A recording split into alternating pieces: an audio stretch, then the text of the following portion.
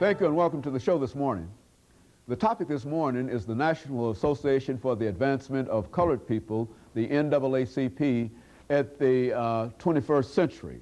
And of course, we have with us to talk about the NAACP in the 21st century, the president of the Nashville branch of the NAACP, Reverend Vernon Dixon. And of course, Reverend Vernon Dixon, let me welcome you to the show this morning.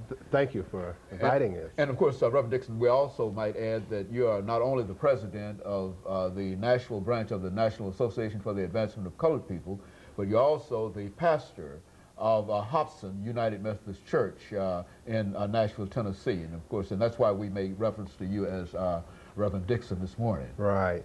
Reverend Dixon, what we'd like to do today is to talk about the National Association for the Advancement of Colored People at the 21st century, recognizing that this organization was around at the 21st century, in the 20th century, and it has played a very, very significant role.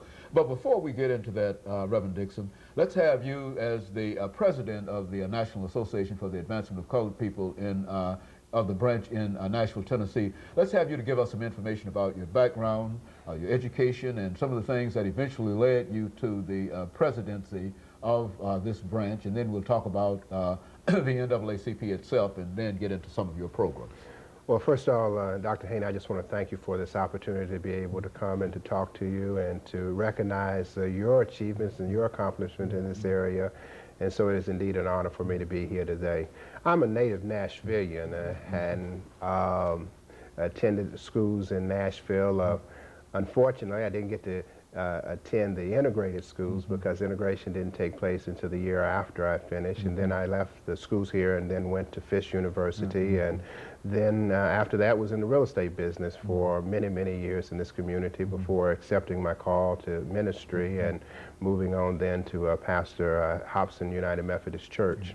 My involvement with the NAACP started when I was a teenager and under the leadership of then Mrs. Curly Magruder, who was always getting youth involved in the movement and teaching us about this organization and showing us ways that we might be able to be responsible citizens in the community. And so my early involvement started there. Later in my adult years, I worked more directly with the Education Committee, and for many years was the chair of that committee, working through the desegregation suits that came through Nashville. And then ultimately, last year, some people came to me and said that they thought that I might be able to offer the kind of leadership from the role of the presidency, and so I sought that last year, and I am very thankful that the members of the branch came out in such a strong number and to support it, my running for the office and ultimately in voting for me for that office. So that's my involvement in how I've come. There was a stretch of time when I was not involved in the NAACP and kind of walked away and looked at it. But I began to realize that if we are going to make Nashville the kind of community that we really want it to be, we have to be involved in the NAACP. And so I returned to the branch and made my commitment. I am a life member of the branch, now subscribing toward my Diamond Life membership. And encourage all Nashvilleians who want to make this city a better place, particularly when they're focusing on issues around civil rights, that the NAACP is the organization that they need to belong to and to be a part of. We welcome anybody who is interested in making Nashville a better place to come and to join with us. You know, when you talked about what we're going to do for the 21st century, it's important also to remember what we've done, to remember what brought the organization into existence back in 1910.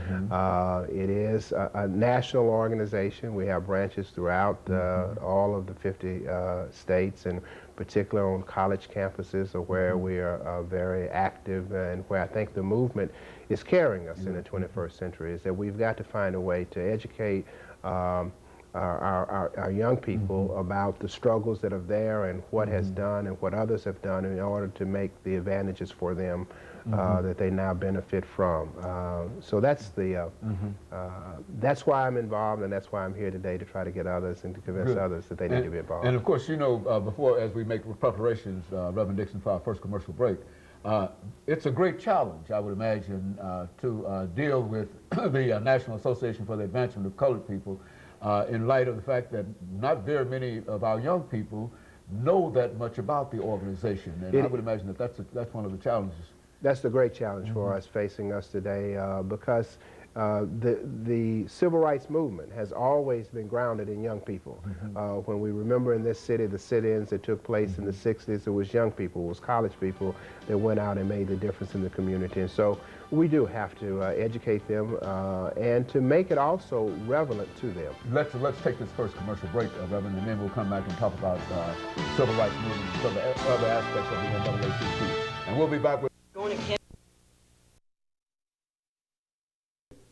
The topic is